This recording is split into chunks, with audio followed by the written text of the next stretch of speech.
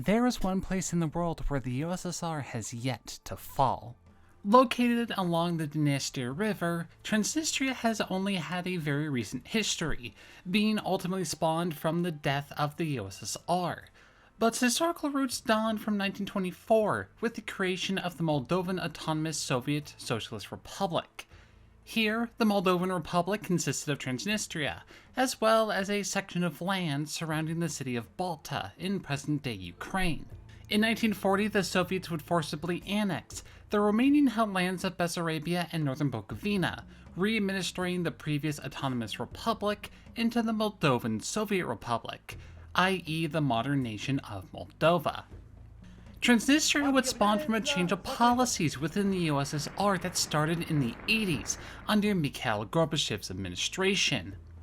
His admin, outside of being a meme machine, brought changes that allowed regional powers to have vastly more freedom in the administration and economies of the areas that they oversaw. While this was originally done to try and revitalize the Soviet system, it instead brought about a new wave of national identity across the USSR. In Moldova, there was a new wave of pro-Romanian nationalism, and a new political party, the Popular Front of Moldova, would be formed, rapidly becoming an extremely powerful force within the Republic. In a series of demands to the Supreme Soviet, the Popular Front called for Moldovan to be the only state language instead of Russian, and the return to the use of the Latin alphabet, as well as recognize the shared identity of Moldovans and Romanians. Ethnic minorities felt threatened by the prospects of Russian being removed as the official language, which served as a medium for communication. There was a further fear that there would either be a reunification of Moldova and Romania into a single state, or that the more radical, ethnocentric, and anti-minority sections of the Popular Front would take over should Moldovan independence be achieved. The region that encompassed Transnistria in particular held this fear, as they differed vastly more ethnically and linguistically than the rest of Moldova. Russians and Ukrainians made up nearly 80% of the population and engaged in vastly more trade with the Ukrainian neighbors. To counteract this fear, an organization was created in early '89 to fight back against these changes. This organization was dubbed the United Work Collective Council, and they called for massive strikes to take place across the region should the Supreme Soviet give in to the Popular Front's demands.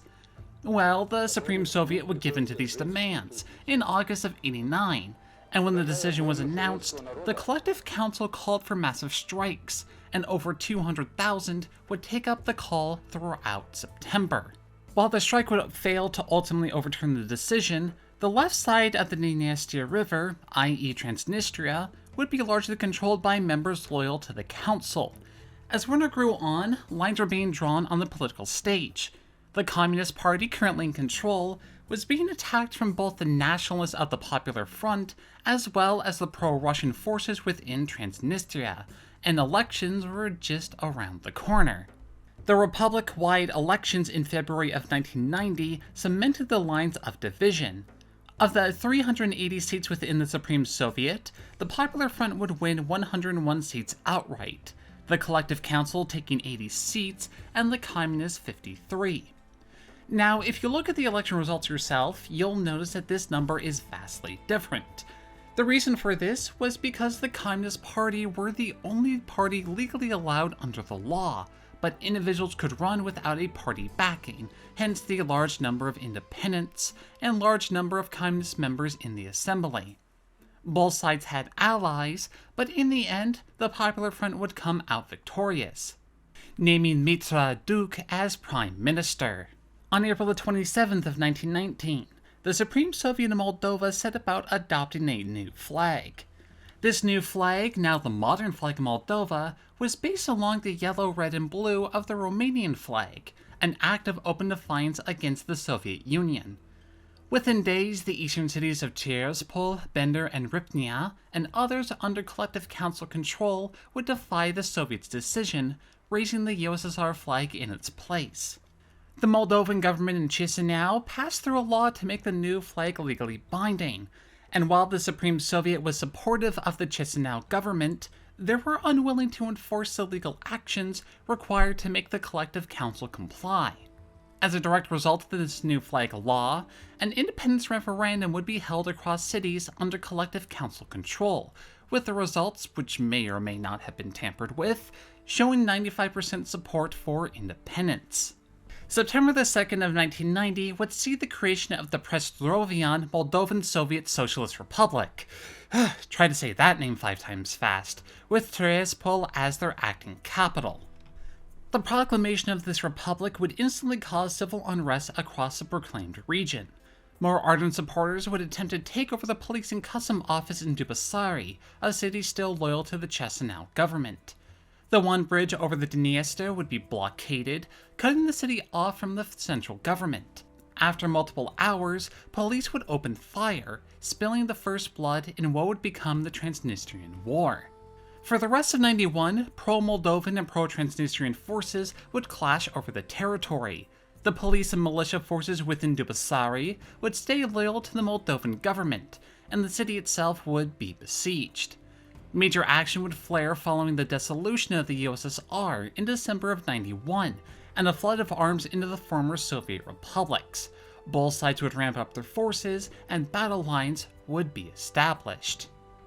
In the north, stretched from Dubasari to Roge, would be a pro-Moldovan foothold on the eastern side of the river, held primarily by the 120-strong police force of Dubasari. In the south, the Transnistrian city of Bender acted as a bulwark against the captive Tiraspol, surrounded on 3 sides by pro-Moldovan villages.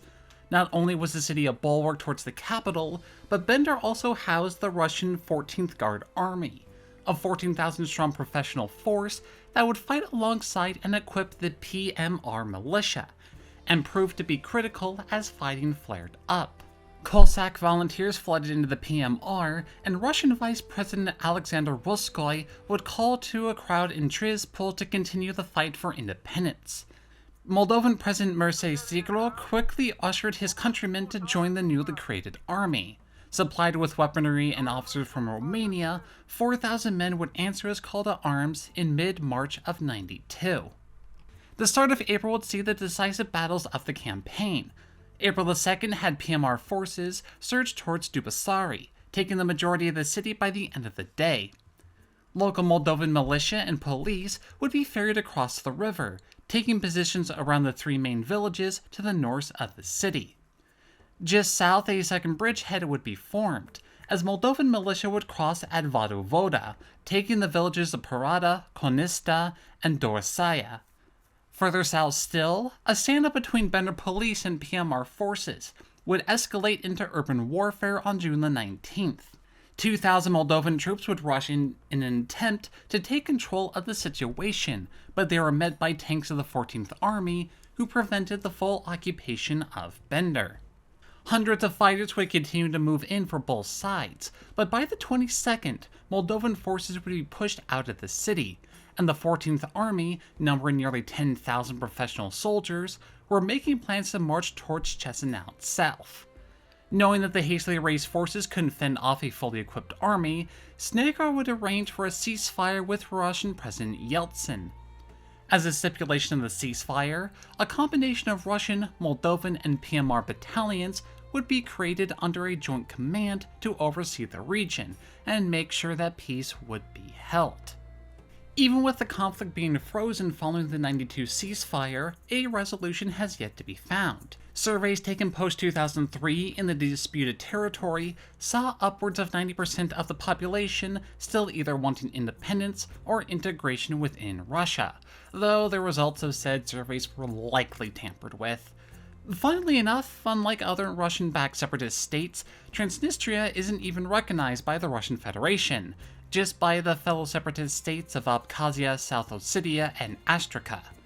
Russian troops numbering 2,000 have persisted in the territory since the tail end of 2003, and all attempts for international pressure to have them removed has thus far been in vain, and time will only tell how these generation-long battles would finally come to an end.